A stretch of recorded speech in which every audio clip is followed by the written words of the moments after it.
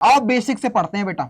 Basics क्या है sir? हमने पढ़ा था कि जब कभी भी एचसीएफ निकाला जाता है तो सबसे बड़ी बात कि पहले उन दोनों नंबर का प्राइम फैक्टराइजेशन कर दो। तो सबसे पहले नंबर को प्राइम फैक्टर करो। a प्लस बी का होल स्क्वायर दिया है, तो प्राइम फैक्टर कितने तरीकों से कर सकते हो सर? एक काम करता हूं, पहला या तो मैं ऐसे लिख दूं a plus b into a plus b, या दूसरा मैं ऐसे लिख दूं a square plus b square minus plus 2ab। इस तरीके से लिख सकता हूं, ये भी तो प्राइम फैक्टराइजेशन है।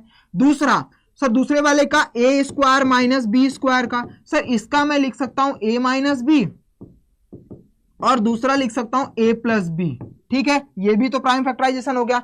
अब अगर इस तरीके से है तो हम एक काम करते हैं, इसको वाले को हटा देते हैं ताकि हमारा दोनों मैचिंग हो सके। अब हमने बता रखा है बेटा क्या सर जी कि सर कॉमन ढूंढो। एचसीएफ का मतलब छोटे भाई को पकड़ो जो कॉमन मिलते हैं। कॉमन मिला वो एचसीएफ।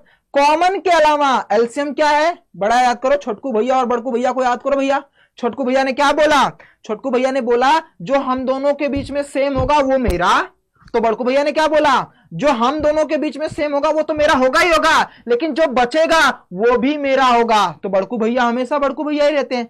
तो भैया छोटकू भैया यानी एचसीएफ क्या बोलेंगे कि भैया मुझे कुछ ज्यादा नहीं चाहिए, हम दोनों में जो कॉमन दिख रहा है ना उसी को दे दो मुझे। तो भैया इन दोनों में कॉमन क्या है सर? इन दोनों में कॉमन तो मुझे a प्लस बी दिख रहा है, तो बेटा यही मेरा एचसीएफ हो गया। भैया एलसीएम वाले भैया तो बड़कू भैया हैं, और बड़कू भैया ने क्या बोला? जो हम दोनों में कॉमन है वो तो मैं लूंगा ही लूंगा। तो इन दोनों में कॉमन क्या था? a प्लस बी, लेकिन उसके अलावा जो बचेगा वो हिस्सा भी मेरा ही होगा। जो बचेगा वो भी हिस्सा मेरा होगा। तो इसका मतलब बचा क्या? अरे सर जी बचा यहां पर a प्लस बी भी, और क्या बचा?